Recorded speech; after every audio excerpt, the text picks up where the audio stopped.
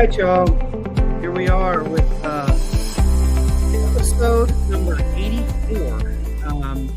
And I say this every time. It just blows me away that I've been doing this for 84 episodes. And I look forward to every episode every week, primarily because I come as a learner and as just part of the conversation. I always walk away every Thursday with new thoughts, new reflections, new ideas, new motivation, new inspiration. All of that stuff comes from every week that I get to sit down with amazing people and just talk. It's interesting that I was told my whole educational career from kindergarten up until, I don't know, grad school, that I talk too much. And yet here I am using that, what I refer to as the superpower for good, to talk to others about their journey. And today isn't going to be any different.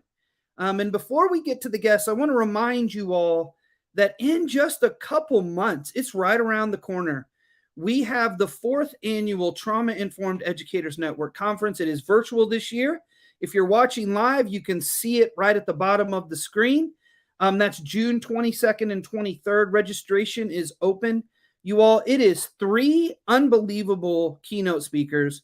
We have Dr. Lori Desautel, who has written multiple books, who's been on here multiple times. We have my partner in crime, Dr. Ricky Gibbs, the principal of Warner Elementary School. He's also what we refer to ourselves as the unapologetic disruptors for good. Then we have Robin Cogan. I'm really interested in hearing from her, as she is bringing a perspective, especially when it comes to gun violence and related to schools. She's had some lived experience in that space. And given that what Nashville has recently gone through in so many places across this country, I think her message is going to be one that will resonate. And then, of course, we have 25 sessions. Today's podcast guest is going to be one of those sessions. So you get to hear from him tonight. And I have no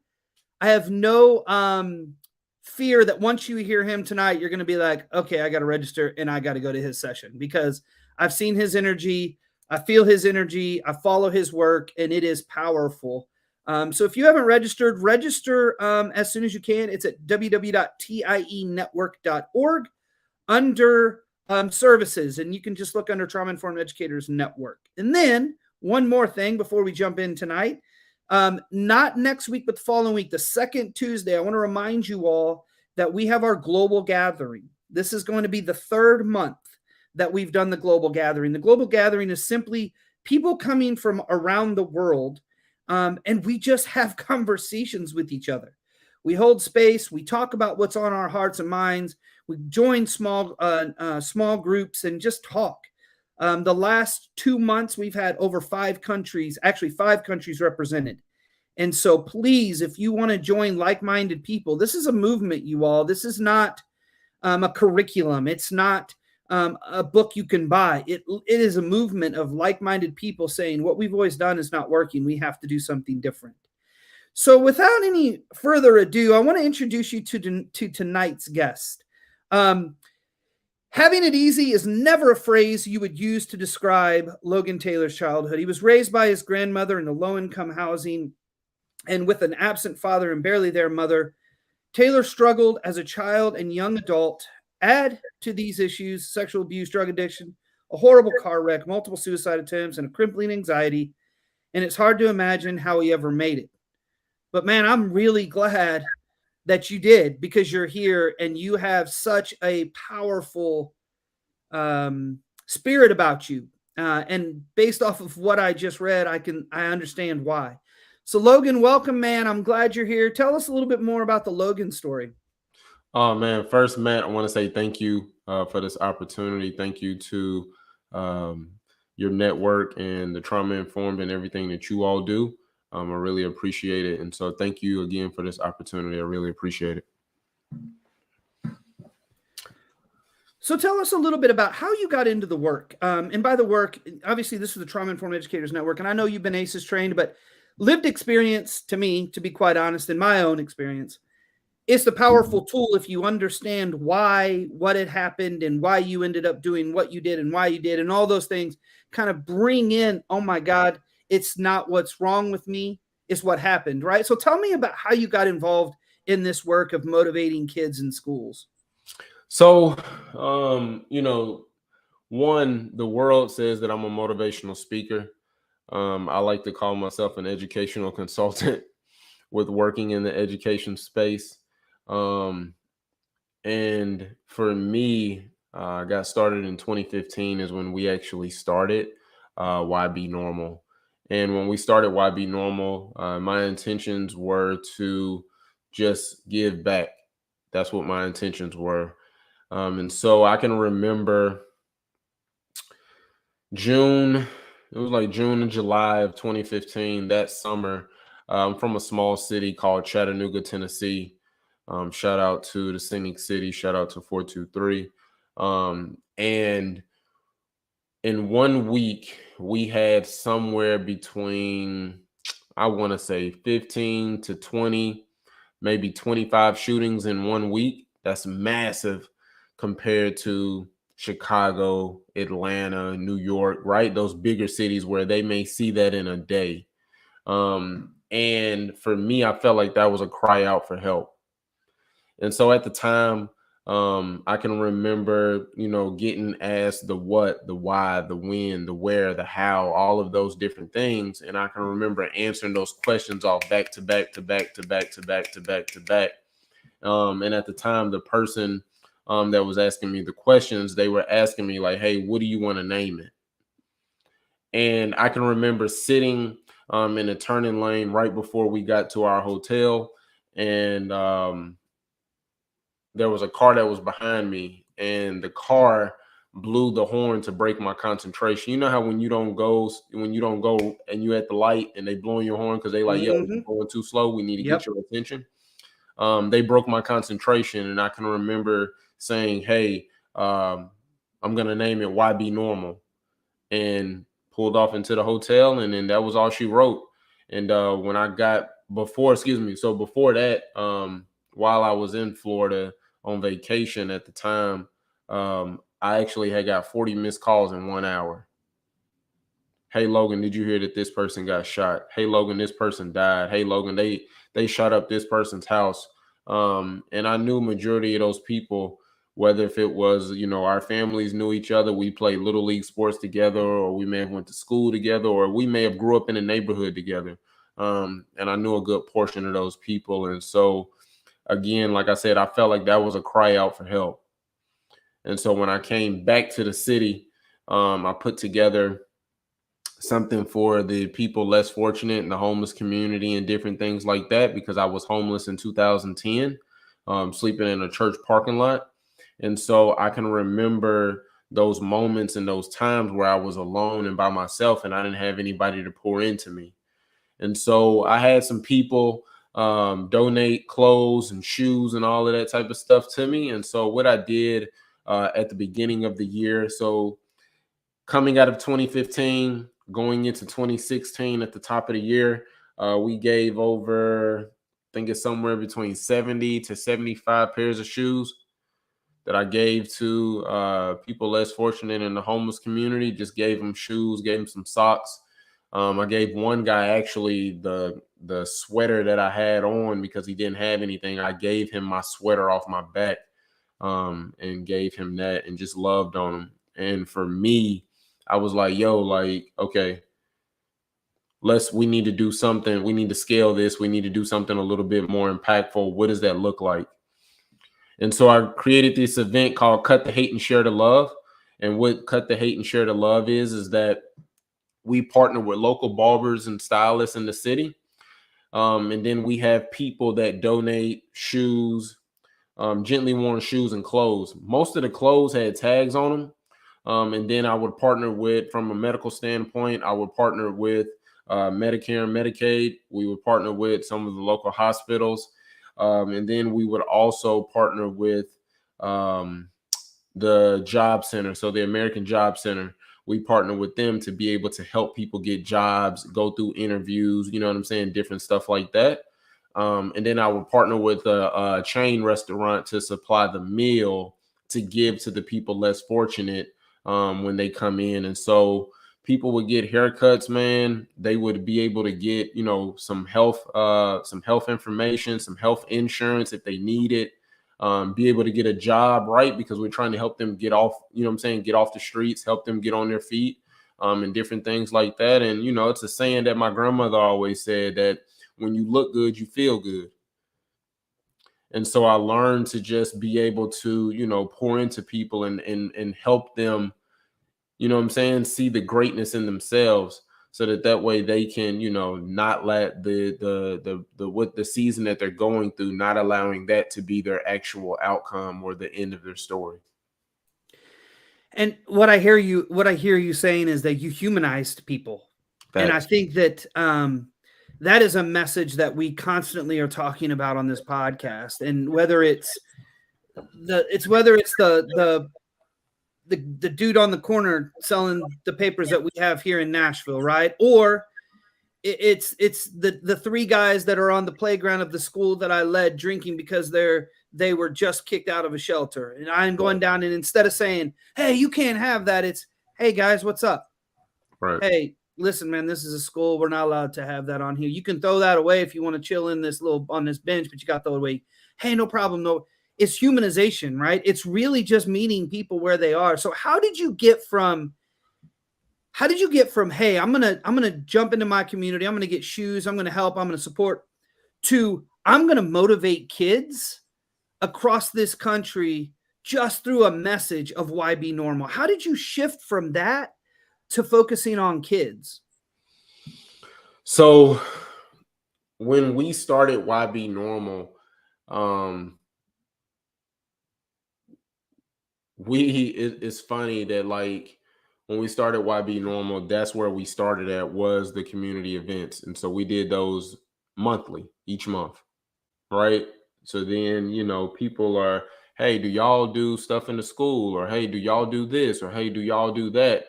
And I can remember a parent asking me, like, man, I would love for you to go to my son's school. I'm like, yeah, I mean, I guess, okay, what, you know what I'm saying? Right. And the parent was like, please, like, just, telling us, please, my kids need it, da da da da da.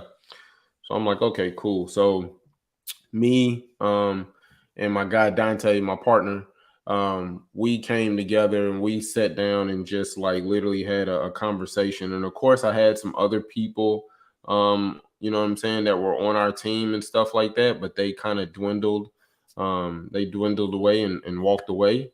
And so that's how that happened. And so what happened is that my very first time, like, after I did the shoes and stuff, I got an invite from a middle school basketball coach. And he was like, hey, Logan, man, like, would you mind coming and talk to my boys after practice? I'm like, no, man, like, I don't know what I'm gonna say, but whatever. So, I'm listening and looking up YouTube videos, and I'm finding, E.T., I'm finding Eric Thomas, I'm finding, Jeremy Anderson, I'm finding Les Brown, I'm finding T.D. Jakes. Like, I'm just finding a plethora of different people. And I'm just listening. And so I'm going in, I'm like, oh, you gotta do, and this is what it's like, and you blah, blah, blah. But I ain't leaving y'all with nothing. I'm motivating you, but I ain't leaving you with nothing tangible. And so that happened. And when something new comes available, people love to ride waves. So I'm the new wave in the city because of the name and different things like that. Like, who is this guy? What is this Why Be Normal stuff? Like, what is, what I'm saying? Like, word travels fast. Yeah. Word of mouth is probably the best marketing tool. And so we did that. And so, we did that a little bit. And then I was like, yo, like, okay, a kid came to me and was like, man, like, I love what you said. I'm like, all right, cool. Well, maybe this does work. All right, let's see if we can get into some other schools. So we met a principal by the name of Mr. Thurkill, LaFrederick Thurkill. He gave us an opportunity. And it's another principal, and I'll tell that story as well. But he gave us an opportunity to work with his 4th grade and 5th grade boys. All tier 3 students. You're a principal, so you already know what I'm talking about. Right. And so we went in, we did a mentoring group, and amazing, bro. Like I loved it. So the first semester we agreed like, hey, it's gonna be a pilot program. This is what you're gonna do. I told him like, hey, this is what we're gonna do. He was like, these are the days that you can do it on. This is what it would look like. I just told him like, hey, listen, if you just give me an opportunity, I promise you won't regret it. Man, don't you know, before even by the first 9 weeks, just the work that we did and he seen what we were doing and the value that we was adding, he was like, yo, I'm gonna pay y'all. I was like, wait, what? He gave me my first 5-figure check and he was like, yo, I'm gonna pay y'all. I'm like, yo, we still got a whole nother 9 weeks. Like, you sure? Like Mr. No, he was like, bro, he was like, listen, my brother, I see what you doing, and what you doing is impactful and powerful. All right, cool. Let's run it then. Man, when I say after that, it was a wrap after that. Like, I started like reaching out to other schools. He really started like giving me the game and helping me, you know what I'm saying, become more linear in my verbiage and different things like that. And there's some other people that helped me along the journey as well. But in that season, like he helped me put my curriculum together and what my curriculum needed to look like and what does social and emotional learning do and how do they do it? What are they going to learn from it? Right? What are some tangible tools and different things like that? And he just literally, I just sat, me and him was sitting in the conference room for hours and just talk and have a conversation. And I'm just writing stuff down. And so he gave us he paid us, gave us our first opportunity because I did it free for 2 years before I even got paid. I did YB Normal free for 2 years where I would go into schools, do the mentoring program and all of that. And then we came across Mr. Thurkill, and then it was all she wrote after that. Then the next principal was a middle school principal by the name of Miss Sorrells, Crystal Sorrells. She gave us an opportunity, gave us another 5-figure check. She said, hey, listen, Mr. Thurkill told me, and I know the work that he does, and he told me the work that y'all do. So this is what we're going to do. You send me a quote or an invoice, and that was all she wrote after that. And after that, I was just like, okay, we need to figure out how are we going to scale this? What is this going to look like? Like, are we going to just do mentoring? Right? Are you going to just do curriculum? Like how can you make an impact without actually being there? Like that was the conversation that me and Dante were having and other people as we were adding people onto our team. I was like, okay, I want to do curriculum because I can't be at all of these different schools. I'm gonna run myself in the ground. So I was like, okay, what can we do? And so we started going with the curriculum and started, okay, what does that look like? How do we do it? You know what I'm saying? And how many days can they do it and all of that type of stuff and getting it in alignment to what the district standards are for the kids and all of those different things. And I will say that, boy, education is one of those fields that will absolutely let people come in and pour and not give back to the people who come in and pour. So huge props to those principals who are like, no, you're going to get paid. Oh, for sure. Because, yeah, I mean, but it speaks though, Logan, to what you were doing too. And if you were doing it without getting paid, that is heart work, right? That's heart to soul work that you're doing to connect kids and all of what. And I for those of you who don't follow Logan and YB Normal, you need to follow him because my neck probably hurts from all of the times I've shaken my head and been like, to your posts, because you are a truth teller. You speak your truth. It resonates with me. I can tell you that. Obviously, you can see my hashtag Disruptors Unite. That is really your thing. Like, listen, be you. Just be you. Even when other people are saying, why are you doing that? Why are you doing that for 2 years for kids? Why don't you do this? Why don't you go do that? But when you're doing it with the best of intentions and it's coming from here, those opportunities can come, but you also have to connect here to somebody else. It's like, I see it. And it reminds me, I actually had him on this podcast. Something very similar, Logan, happened at my school when I was a principal. And I was introduced to this amazing, his name's Charles Holt. He lived in New York, had been on Broadway, was in The Lion King, did all these things, just amazing.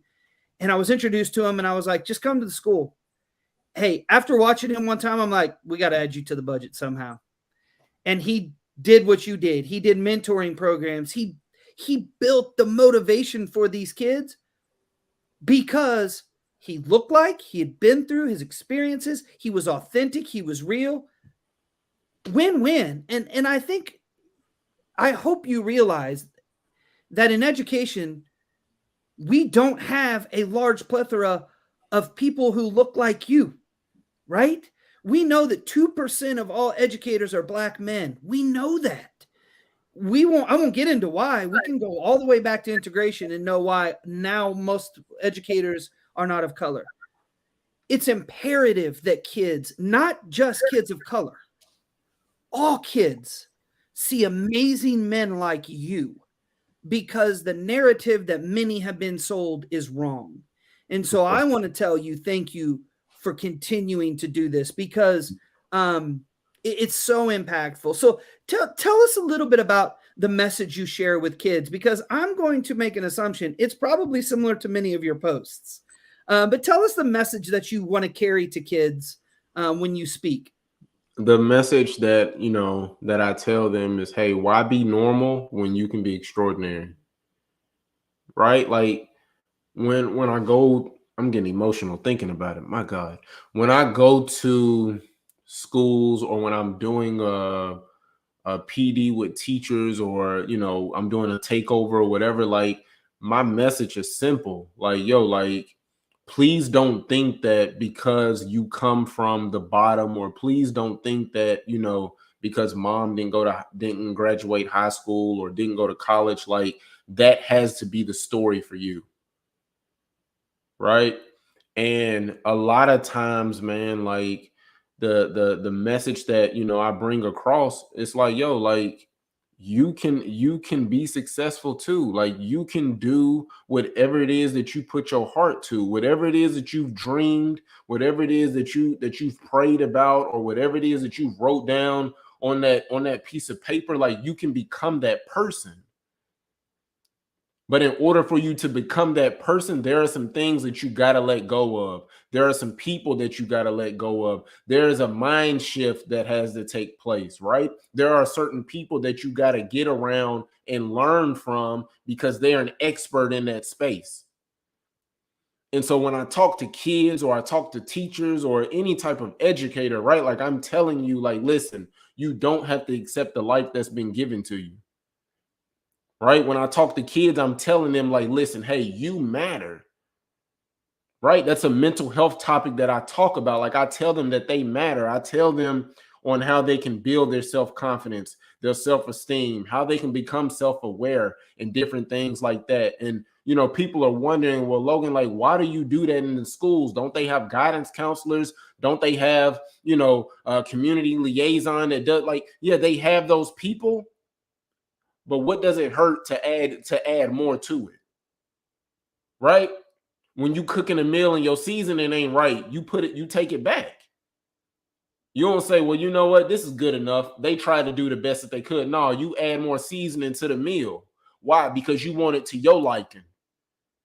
So when these schools bring me into these babies, or when the superintendent or the administrators bring me in to talk to their staff, why? It's because they're trying to add something to the tool belt.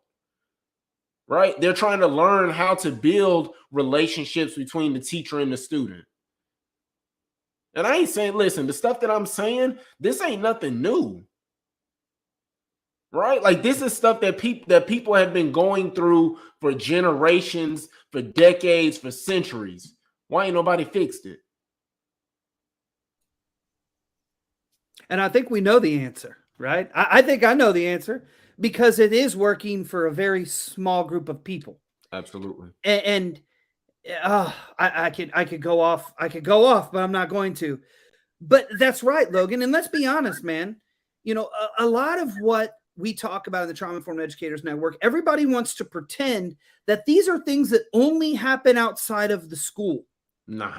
And until we're ready to clean house, until we're ready to pull back the curtains of what's in the house, you can't worry about what's happening outside of the house. There are kids that only experience trauma in school, and they may be in poverty. They may be in a one parent household. They may be in a lot of situations, but they're loved, they're cared for, they're taken care of. They have a community of support. But when they come to school, they experience that degrading them as humans, telling them they're not worth anything, worried about the test scores. Those things happen in schools. And it's funny that you said that people have been saying this for a long time. When my friends who aren't in education are in another field, they say, "What do you do? Like, what do you talk about?" This is how I describe it. I basically say, I tell adults to quit being jerks to kids. I don't say jerks, but sometimes. You put it in a nice way. Yeah.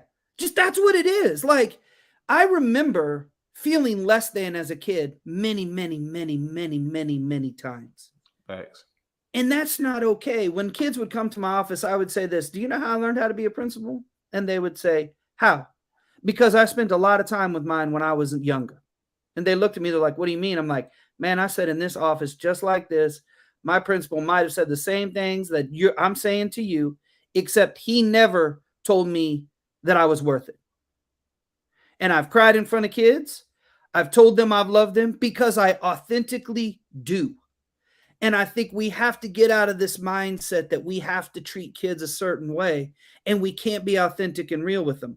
We can be authentic and real, still keep a boundary, still be safe, but be real. And I've got to share this because it's just sitting here, and I didn't have this planned.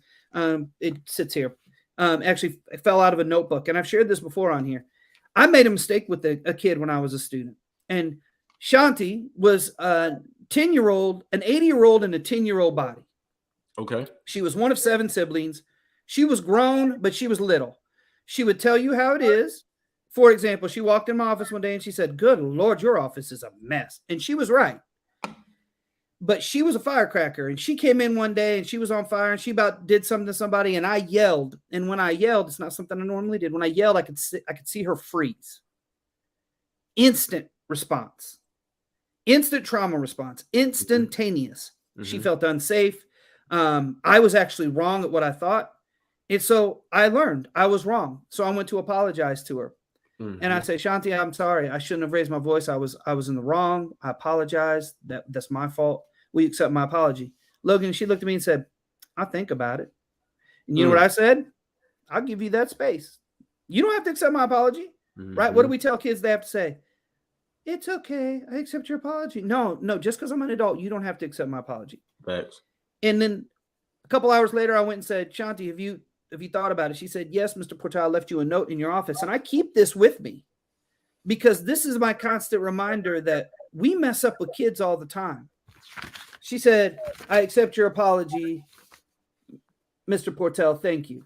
I keep this because that's sometimes all it is. It's just showing up for kids, being authentic, and saying, "I messed up. I messed up," right? Sure. Like, I messed up. It shows that you're human. Fact.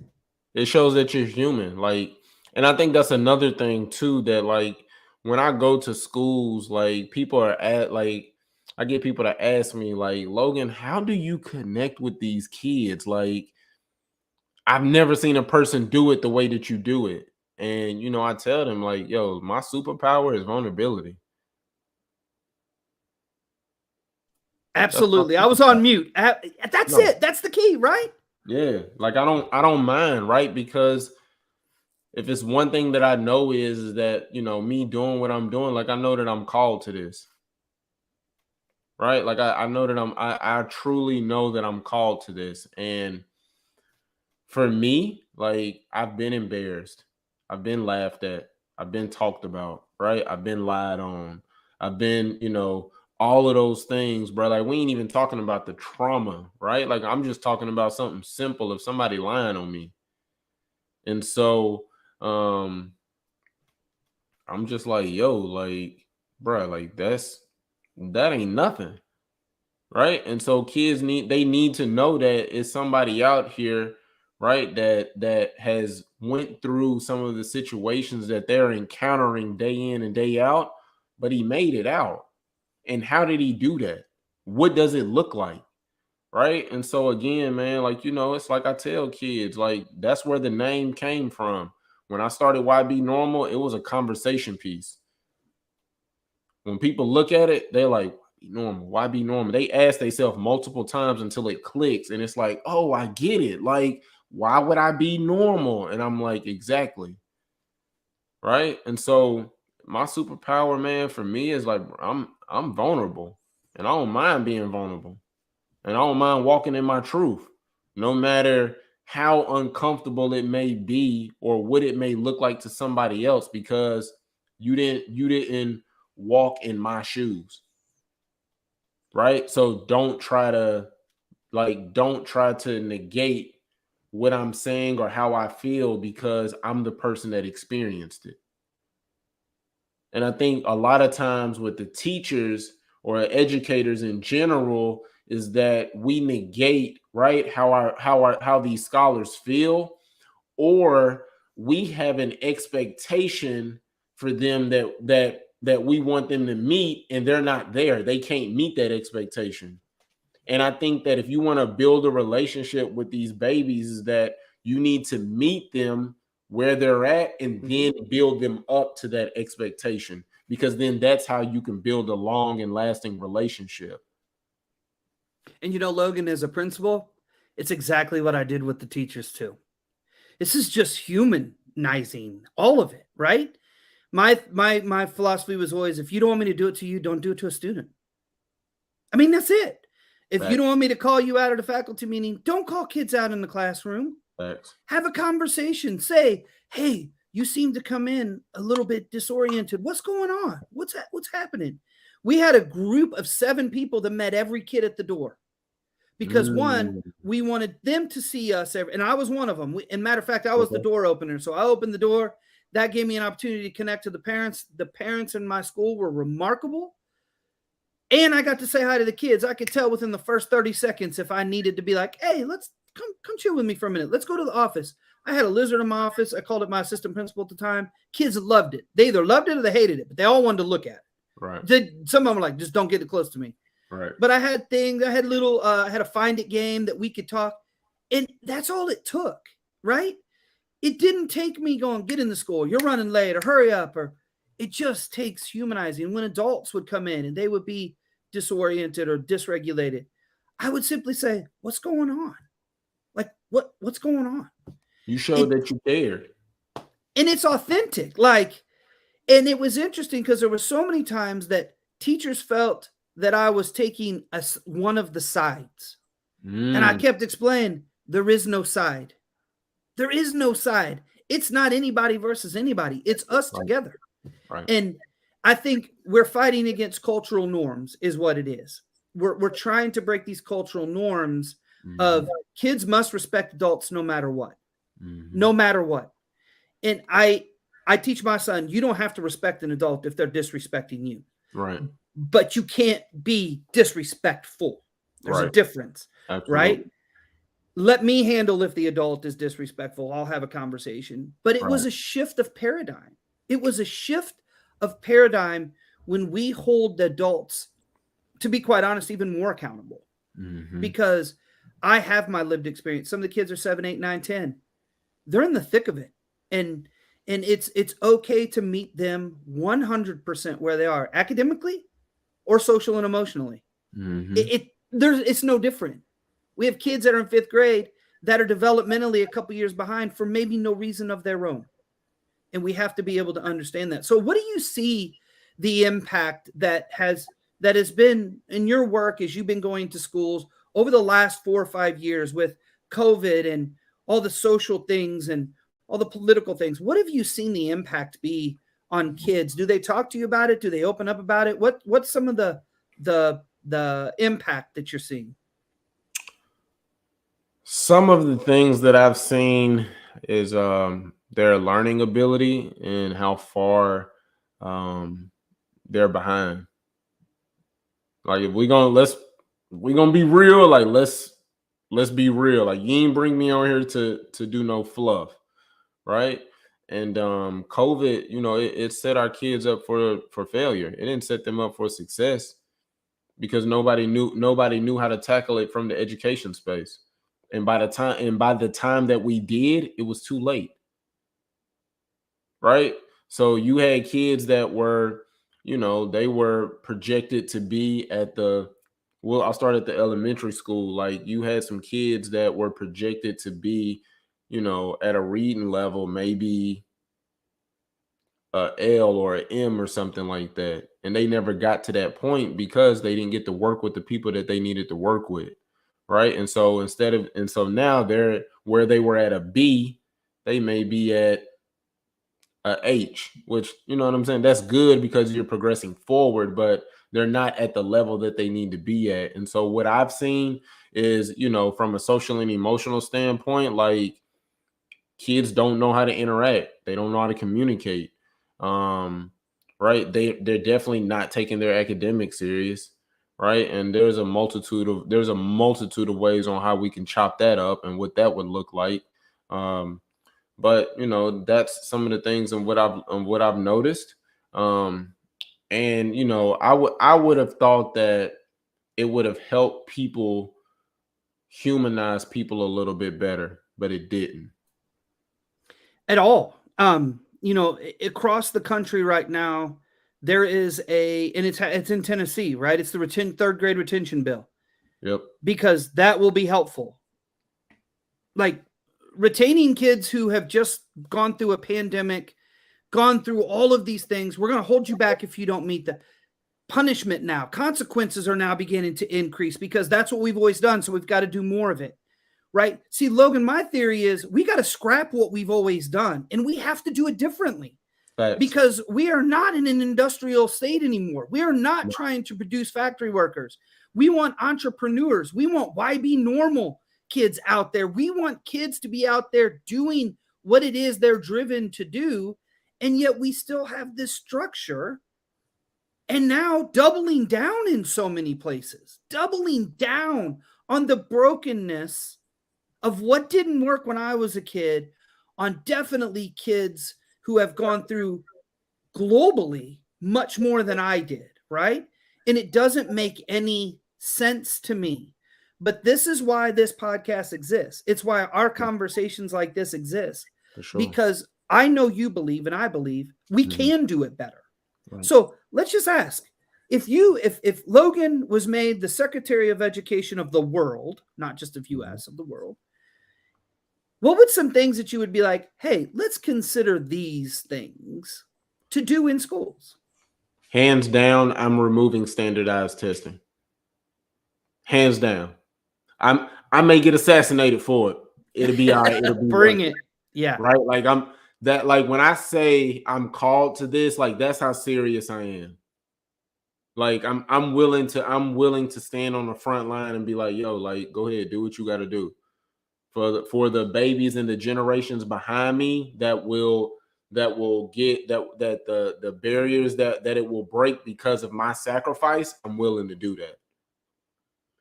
So for me, standardized testing, I'm taking standardized testing out. And then I want to add right, like some more digital learning opportunities for our babies, right? Like you got a whole computer in your hand. You ain't even got to go to China you ain't even got to cross the waters to go to China. You can just Google it. Right. And so I just think being able to, one, like I said, take standardized testing away, give some digital learning opportunities. I would also like to bring back trades into schools. Right. Like I know when my grandmother was in school, which was a long time ago, But with her being in education, like they did trades and stuff like that. Like that's how the middle class survived, right? Like you had a person, oh, you good with your hands, oh, you can be a mechanic. Oh, you know how to build stuff? Okay, you can be a carpenter. Oh, you know how to do art or whatever, like you know how to paint. Okay, you're going to be a painter, right? Like I feel like bringing those things back, because how is it it's 2020, it's 2023, and everything else in the world has grown, flourished, new things have came, but education continues to stay the same. It don't make sense to me, right? You want our babies to thrive and do these different things, but you ain't helping them thrive. You helping them be workers.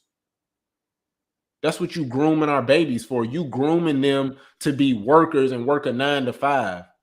But there's some kid out there that's an artist, bruh, that wants to be an artist, and they don't even know what they need to do, which direction they need to move in, or how they need to do it. Why? Because you got a teacher that's in there that's not pouring into them.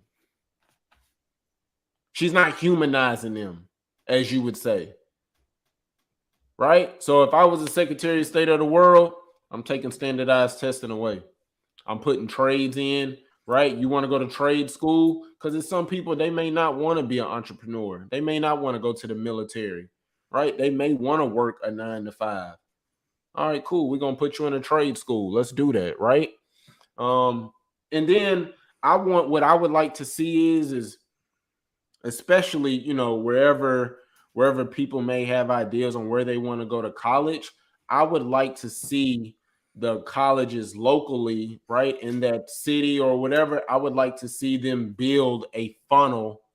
I would like to see them build a funnel from high school, middle school, elementary school, and then be able to go, you know what I'm saying, to college. Like that's something I would like to see. And man, well, I'll vote you. You got my vote. I'll vote you in. Just give me the opportunity. But you're so right. And I think what you said earlier is we've got to get out of the mindset that we're producing workers. Economic based capitalism continues to be the foundation of we've got to build workers. We've got to build workers. And I'm going to be honest. When I started at principal, kids wanted to be basketball players for professional sports. By the time I left, they wanted to be YouTubers. They wanted to be social media. Like it's shifting so quickly because kids now are seeing opportunities that you and I never had as kids. Right. There's opportunities now for kids that surpass anything that we could have ever imagined. And they're tired. Kids are already noticing, I don't want to work for somebody. I don't want to work to make somebody else's money. So I have to scrape pennies just to eat.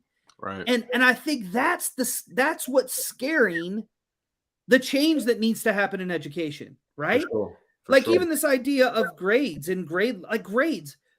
Oh, Logan, I could go on for days, but if I mess up on this assessment, but by the time I get it, what does it matter that I messed up? We're teaching kids not to mess up because it lowers your grade. We should be praising the kids who mess up and then get it. Look at the struggle you went through, and now look, you got it. That's an A. If we even have A's, we shouldn't even have A's. We should have, you got it. That's good, right? But it's all of these things that we've always done that people are just afraid to go, we've got to do it differently. Absolutely. So the last question I have, and I knew that 45 minutes was going to go by so stinking fast. I ain't got nothing else to do. You want to go an hour? We can go an hour. Hey, I'm down. But I do want to know for sure if you could talk to, and I've never asked another guest, if you could talk to younger Logan right now, what would you tell him? Would you tell him the same thing that you're telling every other kid that you speak to? Actually, no. What's funny is that if I could talk to younger Logan now, I would tell him what's happening to you is setting you up for who you are to become, right? And what's happening to you, it's not happening to you, it's happening for you. And of course, you know what I'm saying, there are some few decisions and choices and things that I would do different. But I would say, yo, like Logan, the younger Logan, like, yo, like, make sure you keep your head on a swivel, keep your head in those books, right? Um, and don't give up no matter how hard it may get. Because there's been moments in my life, or there's been seasons in my life where it's been delayed in regards to my purpose and different things like that, right? Like, I'm 35 now. So I could just imagine if I knew what I wanted to be at 20, right? Like how much farther I would have been ahead. Like at 20 years old to where I'm at now, like that's 15 years. Like I could, right? We just had a conversation before we got on here, and you was like, Logan, how many schools have you done just this year alone? Just imagine what I can do in 15 years, right? Like there's 100,000 plus schools, and I ain't even touched 0.01% of those schools. So for me, I would just say, hey, Logan, what's happening to you is happening for you. And I would tell myself like, hey, listen, Logan, like be okay with with standing out and being who you are. That's another thing, because it wasn't until the adult me, and I'm gonna say like I'm 35, so I'd say mid 30s. Like it wasn't until probably about COVID. I'll say that COVID. It wasn't until COVID that I really started to like become comfortable with who God called me to be and what I'm supposed to be doing in life. And, like staying in my bubble, allowing people to embarrass me, talk about me, you know what I'm saying? Like, hey, you lying on me? All right, cool. Like I ain't even gonna tell my side of the story because it ain't worth it. Right? Like my grandmother used to always tell me, like, Logan, if you want to be a part of the circus, right? You want to be a clown, go to the circus. And so, I just realized like the younger me, I tell them like, yo, just it ain't happening to you, it's happening for you. And I would just, stick with that. I love that. And people always say, what would you change about your when you were younger? I have to say, I don't think I would change a lot. Because if I did, then I may not be what I am today. And Absolutely. by all accounts, I should never have been who I was. By no, I didn't even start teaching till I was 29 years old. Right. Because I was barely alive in my early 20s. I was utilizing things for my own coping skills that were not healthy, that I, by all accounts, should have not have lived. Right. Right. For sure. And yet I think that those experiences have made me who I am, and that I can see people in the situations that I was in, and I can still see the human side of them, because I remember sitting in places and people looking at me going, oh my God, what's wrong with that kid? Right. But I look and say, what's right? What is right with people? Right. And at any point at any time, you can have a conversation with somebody and just have a conversation. My wife is always like, how is it that you can go anywhere, and next thing you know, like somebody's emailing or calling you that you met on a plane or met in the airport or met sitting in McDonald's? Like, how is that? And it's because of that. Just being your authentic self, showing up for people, and having conversations. It's relationships, right? For sure. And relationships, I tell people relationships are the new currency. Fact. And here's what I want to add to that, Logan, is relationships are so pushed in schools, but here's what's happened. People have weaponized the idea of relationships. Weaponize the idea of relationships, build relationships. And here's the caveat: so you can get kids to do what you want. No. See, I've learned in education that relationships can be synonymous for manipulation or for control. And relationships are simply just authentically showing up for somebody because you are human. I don't want to have a relationship with you to get you to do with what I want you to do. I want to do a relationship. I want to have a relationship with you because I care about you as a human being. But they've been weaponized. And part of this trauma-informed work, I preach on that often. And it really is preaching. I grew up evangelical. I didn't realize I was going to be a preacher, but I am on a completely different realm. But it is true that we can't weaponize relationships, and we can't operationalize relationships. It is just an interaction, a human interaction, and we know the science behind it. What happens when there's authentic relationship? We know about the autonomic nervous system and how we have mirrored neurons. We know that a calm adult can calm a dysregulated kid. We know a dysregulated adult can dysregulate a regulated kid. There's so much that goes into our work that ultimately we just have to show up. And what you said earlier, just meet the kids where they are. That's it. That's all it comes down to. Let them be seen, heard, and validated. That's it. But you know, people don't want to meet the kids where they're at because they want to keep that support, that superior, that, you know what I'm saying, being the superior, that superior complex. And it's like, yo, like, first of all, take that mask off, right? Mm-hmm. Because just because you're a teacher don't mean that you own me. You're here to teach me, right? A teacher is a person that's guiding you into something, right? So you're teaching me something. And of course, I get it. Like, these kids, you at school for 7 hours, 8 hours, right? I get it. I understand. But it's like, yo, we got to start meeting our babies where they at. And, you know, for me, like, I had a kid when we first started our program that was in the 5th grade. He was on a 1st grade reading level. After he went through our program, he bumped up 2 reading levels. So before he left the 5th grade, he left on a 3rd grade reading level. For some people, that ain't much. To me, that's amazing. Why? Because I can relate.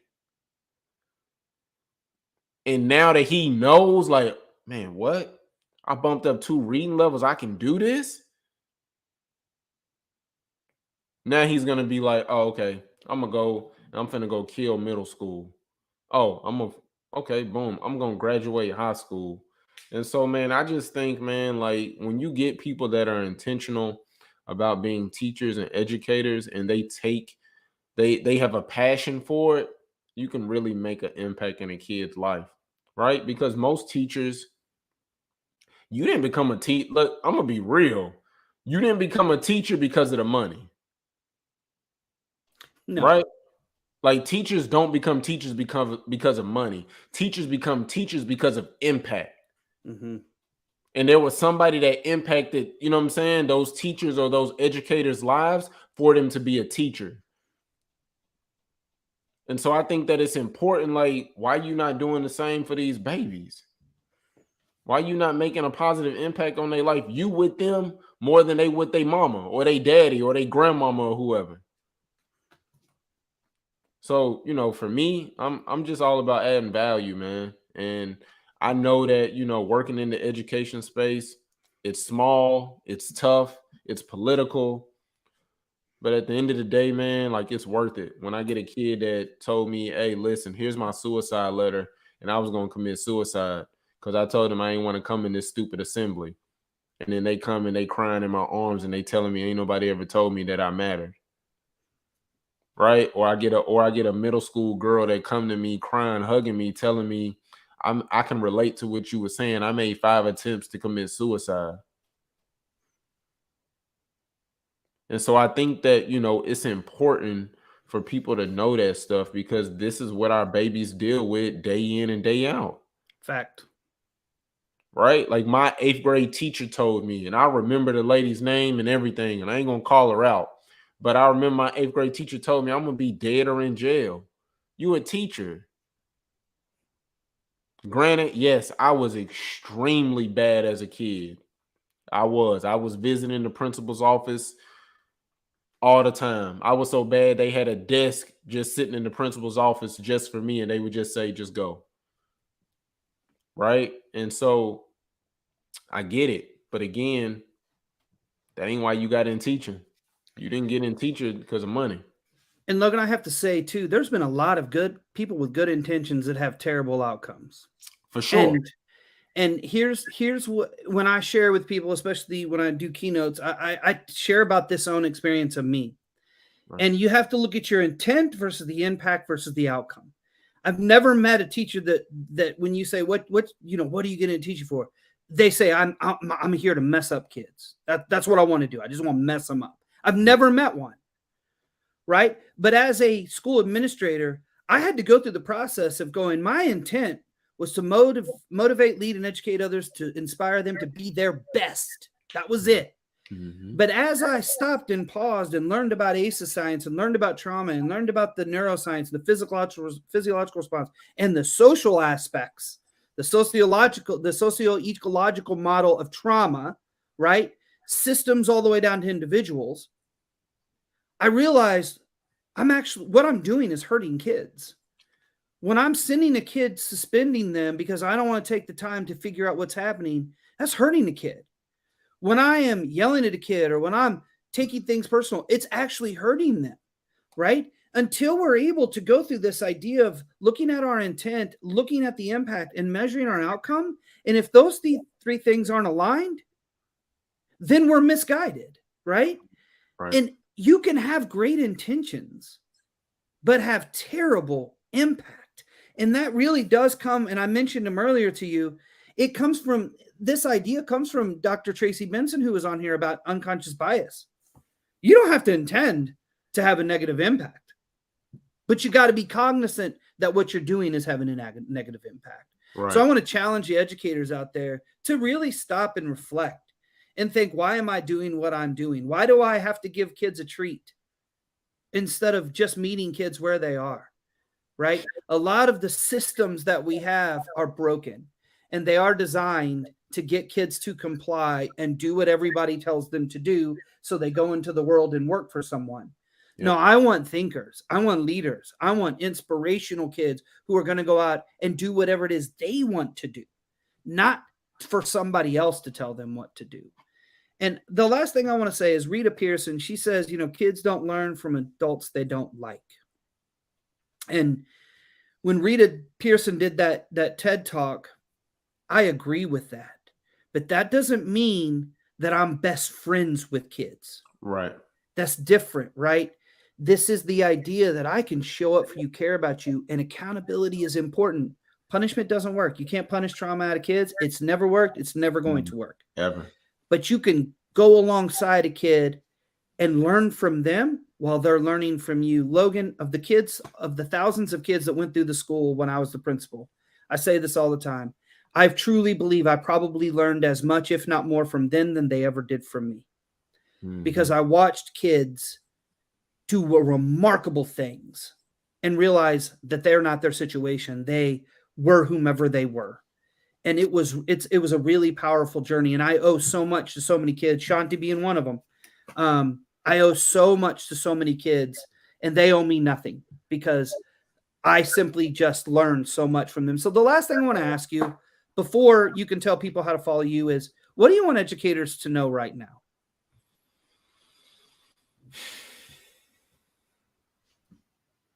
What do I want educators to know right now? In what aspect? Because that's kind of like a loaded question. So in what aspect? What do you mean? Okay, so here we go. The Socratic questioning. Whatever it is that you want it to mean, Logan. All right, cool.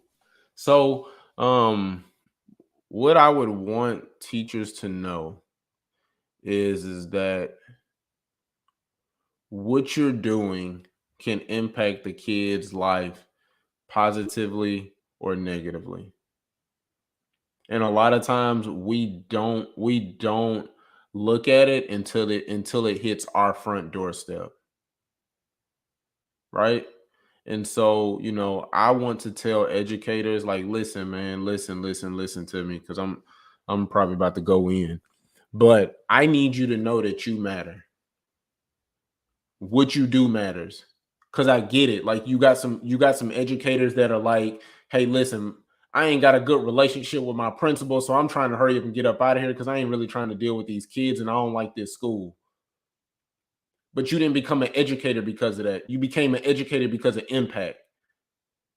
And so these babies, right, like these scholars, like they need you. They need a safe space. They need a safe haven. They need somebody that they can trust. Why not make it you? Oh, I get it. You like, Logan, man, I'm having problems at home. I get it. But can we leave that at the front door? Because you got a job to do. Right? I get it for the people that's like, well, we ain't got the resources. I understand that. I get it. Right?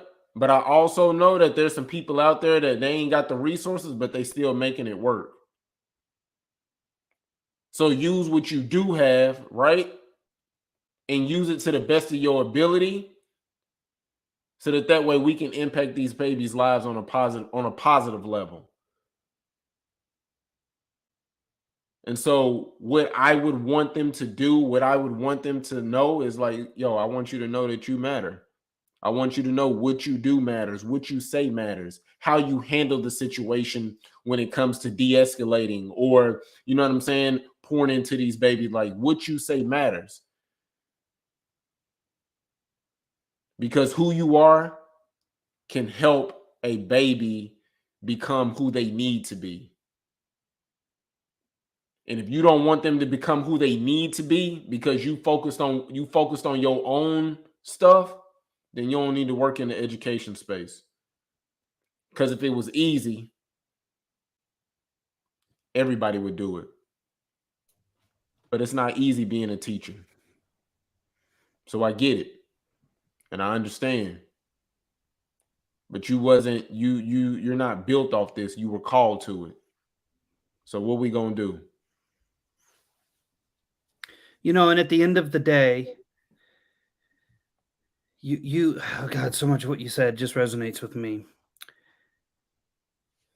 If we have adults that aren't taken care of, we have kids that aren't taken care of. If we have dysregulated adults, we have dysregulated kids. And again, part of the brokenness of our system is the brokenness of our system. Mm-hmm. And what I say is advocate for yourselves and for your kids, advocate for your students, let them advocate for themselves, right? I don't want to get a savior complex because that creeps into this field so often. I'm here. I'm here to save the poor children. I'm here to save the poor children of color. No. That isn't it. Teach our kids how to self-advocate. Teach our kids to advocate for themselves. But that means you have to be present for them when they advocate to you for themselves.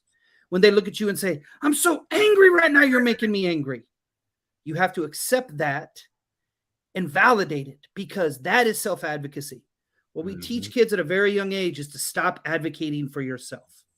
What I would say is pause for a minute and think about why that is. Why do we want children to not advocate for themselves? And that's a perpetuation of the system in which we are trying to perpetuate. And we all are part of the system. Thank you, Logan, so very much for being a part. I knew this was going to be awesome, and I can't wait for you to be at the conference, the virtual conference in June. You all, I know you probably feel the way I'm like so fired up. It's over an hour, and I could still just keep talking to you. But please come to the conference. You can see Logan. Logan, if they want to follow your work, where can they find you on socials and all that good stuff? So they can find us on all social media outlets. YB Normal. That's the letter Y, the letter B, and then normal with the question mark. And you can go to our website at www.ybnormal.org. Find all of our information. You know what I'm saying? And follow us and listen. If you see me, you love what I'm doing, you like what, hit me up. Let's have a conversation. I'm all about adding value. So that's how they can get in contact with us. Matt, man, thank you so much for being on this podcast. Thank you for the opportunity. It's a privilege and an honor, and I look forward to building our everlasting relationship, and just making an impact in the education space.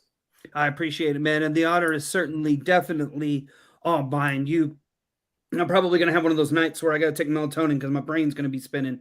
But we will definitely, Logan and I are both local. We live here in Nashville. So we're going to be definitely grabbing some coffee or something at some point and chatting further. I'm pretty sure we have a mutual plan to take over the world. So that's going to be our goal.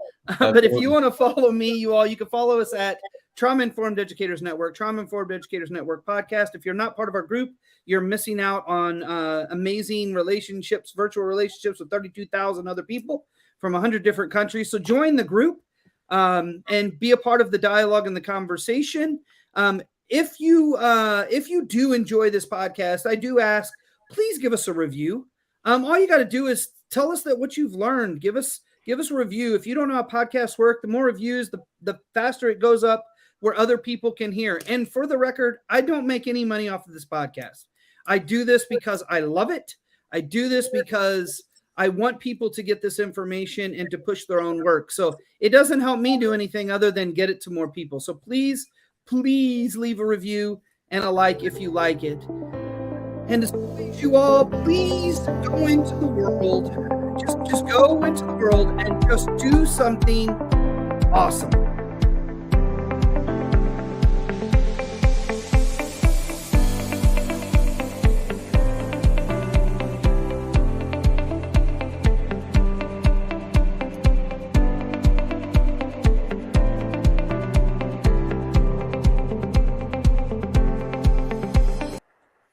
All right. Thank you for the people who are still on here. Much appreciated. Thank you all for being active. I didn't even get to throw so many of the comments up because I was just involved in the conversation. But thank you, Tanya, for being. I see your name on there. And Ray, thank you for being here. Misty, thank you for being here. And all the other listeners, much appreciated for joining in live. And of course, I will see you next week. And I cannot, Logan, I remembered you were going to be on last week, but I can't remember who's going to be on next week. So whoever it is, we're going to have a good time. So thank you all. Logan, stay on for 1 second, but I appreciate y'all. Have a good rest of your night.